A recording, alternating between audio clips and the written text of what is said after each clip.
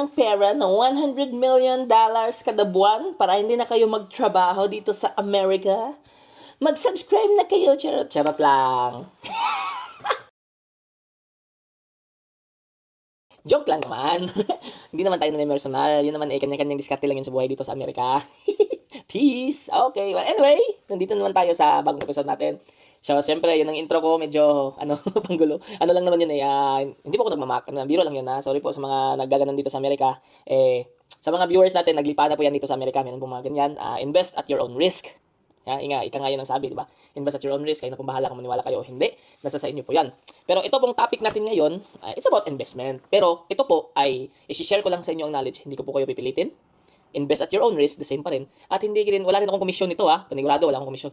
Basic lang po yung ituturo ko sa inyo kasi alam ko marami na po mga Pilipino na nasa mga professional na mga level. Ako po ay isang nasa poor level lang tayo na nangangarap na lumago yung pera natin, okay? So, hindi tayo sa mga professional na mga ganun. So, sila yung mga pro, ako poor, hindi pro.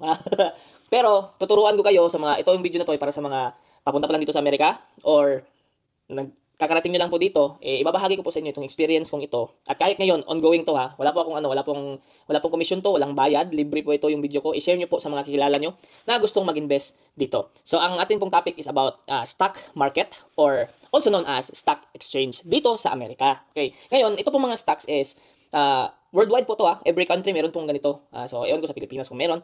Pero ngayon is sa Amerika tayo. Yun ang babanggitin ko Ito lang yun. So, ano ba tong stock market or stock exchange? Sabi ni Google, stock market, also known as a stock exchange, is a venue for buying and selling securities, such as bonds and shares. So, it is a marketplace where buyers and sellers of stocks, which represent ownership claims on businesses, connect to trade publicly listed securities. Yun daw. So, isa tong venue. Yan yung Wall Street, di ba, sa New York. Doon sila mabenta, buy and sell.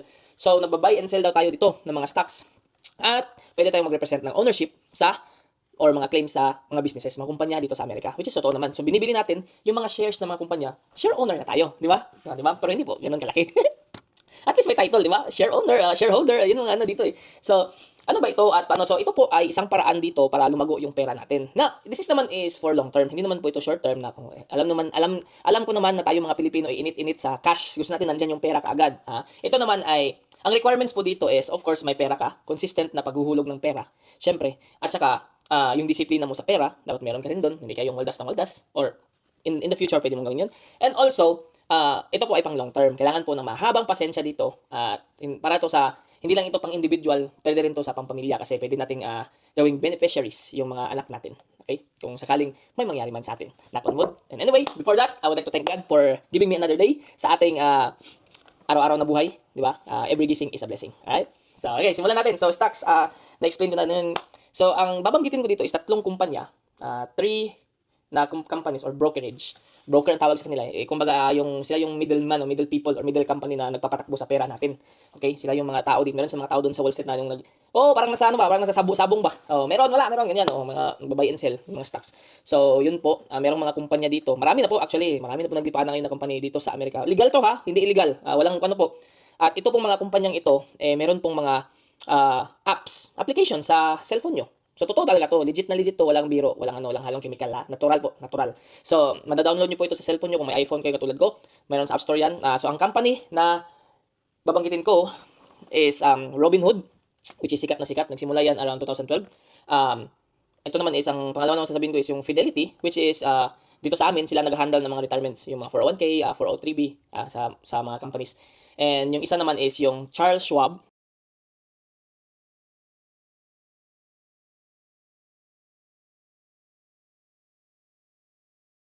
So ngayon, nakita nyo na yung mga apps. Yun ang mga apps na binanggit ko, Robinhood, Fidelity, and Charles Schwab. Sila po yung mga broker ko ngayon, ako. So sila po yung mga nagpapatakbo sa pera ko, nagpapalago sa pera ko. So, ano ba itong stocks? Paano ba mag-invest? Simple lang po, basic lang po ituturo ko sa inyo kasi yun ang natutunan ko over the years. Actually, ang nagturo po sa akin ito, hindi po Pilipino, kundi Vietnamese.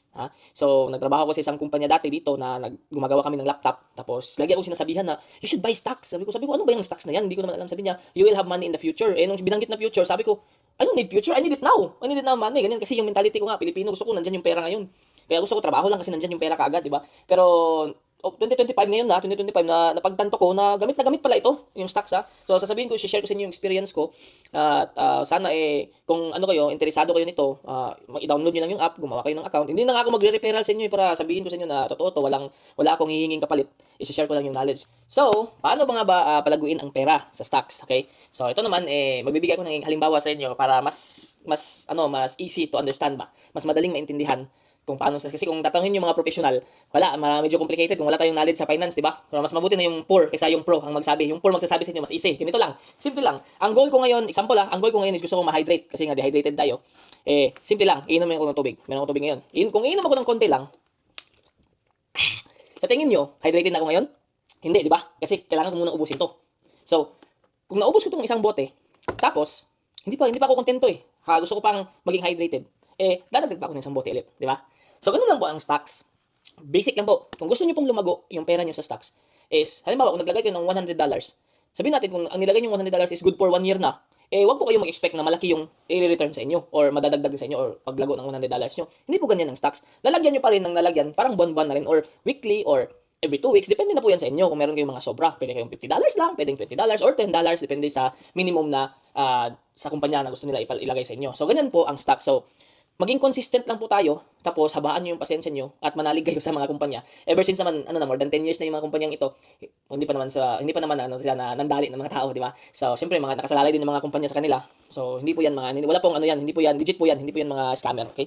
So, yun po ang proseso ng stocks dito sa Amerika. Kung gusto niyo palaguin ang pero huwag niyo sabihin na gusto niyo yumaman kasi meron tayong ibang definition ng mayaman Kasi katulad ng success, di ba? Ang success ko is nagising ako ngayon. Yan ang success ko sa buhay ko. Yan, successful ako ngayon kasi nagising ako.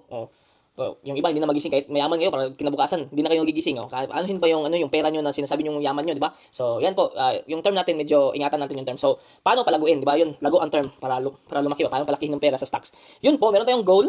Tapos consistent po tayo sa paglagay ng pera para po mas lumaki, mas lumago, mas ano siya. So, kasi po sa dalawa po yung ibabanggit ko nito na bibilihin natin. Tayo mga mahirap, katulad ko, bibili tayo ng shares. So, dalawa po. Meron pong tinatawag na index funds, okay? At meron din tinatawag na individual stocks. Dalawa naman magitin ko. Alam ko medyo may mga mga professional sasabihin na, meron akong kulang na nabanggit. Yun lang ang meron ako So, yun lang ang i-share ko. So, index funds at saka individual stocks. So, una tayo sa individual stocks para mas, Individual stocks, ito yung mga kumpanya na pwede nyong bilhin ng mga shares nila. Tulad ng, halimbawa, McDonald's, Toyota, ano ba? Mga sikat dito. Yung Costco, meron dito. Tesla, mga kotse, ganyan. Halos lahat po ng kumpanya dito sa Amerika, yung Amazon, Netflix, meron po yan. Halos lahat po dito, yung mga gamer, meron din silang Nvidia na stocks. GameStop, meron din. Lahat po yun ay mga individual stocks or companies na pwede nyong bilhin through sa kumpanya na binanggit ko, yung Robinhood, Fidelity, and Charles Schwab. Kasi yun lang meron ako, pero meron pa pong ibang kumpanya, meron ng Crypto.com, meron pang Plus 500. Marami po, pero yun po ang nabanggit kong tatlo, kasi yun po meron ako, okay? So, kung ano meron dyan sa inyo, sa lugar nyo dito sa Amerika, yun na po ang nyo, depende na po sa inyo, ha? Meron yung mga bangko, yan. Pwede nyo bumili ng shares ng mga bangko, Bank of America, JP Morgan, ganyan. Nabibili po yung mga stocks nila. So, yun po ay mga individual stocks, ha? Yun ang tawag, individual stocks. Pwede po kayong bumili doon, at saka pwede nyong, tsaka hayaan nyo na yung kumpanya na magpalago doon, okay? So, depende na yun sa performance ng stocks na binili nyo or ng kumpanya, ha? So, every year po yan. Tapos, ito naman po, yung isa is index funds. Ang index funds naman po, collectively po ng mga kumpanya. Halimbawa, mayroong tinatawag na technology fund. Ganyan, technology. Ano ba ang laman nito? So, sa technology fund, through index funds, yan po yung mga Tesla, ano po mga Nvidia, or sabihin natin yung mga, ano bang meron, basta parang collective siya mga through sa mga same na kumpanya. Merong mga, or sabihin natin merong nakalagay na large cap growth na funds. Yun ang title, bibilhin niyo yung funds nila. Ang laman noon is mga kumpanya collectively. So, kumbaga, kung ano yung performance ng buong kumpanya, parang doon magbabase yung pera mo paglago. So, yun ang index funds naman, ha? So, dalawa yun, index funds at saka individual. So, ngayon, kasi hindi tulad ng kung individual kasi yung bibilhin mo. Halimbawa, kung bagsak yung McDonald's at saka angat yung Toyota. So, yung pera mo sa McDonald's babagsak, yung pera mo sa Toyota angat. Di tulad ng index funds, kumbaga, ano yung parang majority sa, kung 5 yung individual stocks sa loob ng isang index funds, isa lang yung bumagsak. So, hindi pa rin babagsak yung pera mo sa index funds. Yun ang maganda daw sa index funds kasi parang pang long term siya. Yun ang sabi ng mga professional. So, meron din ako doon. So, index funds. So, yun po ang dalawa na So, ngayon naman, dito tayo sa individual sa stocks. Meron pong mga individual stocks na may benefits po tayo. Okay? So, ano ba itong benefits na sinasabi ko? Ito po ang tinatawag na dividend. Ha? So, dividend. Meron tayong makukuhang pera agad. Depende po yan sa dividend, sa paghatag nila, sa pagbigay nila. Hatag, Bisaya, Bisaya yun, sa pagbigay nila ng dividend. So, ngayon, ito na. Medyo, hindi naman to complicated, pero easy to. Easy din to. So, pag bibili po kayo ng stocks, halimbawa is, ano bang binili ko?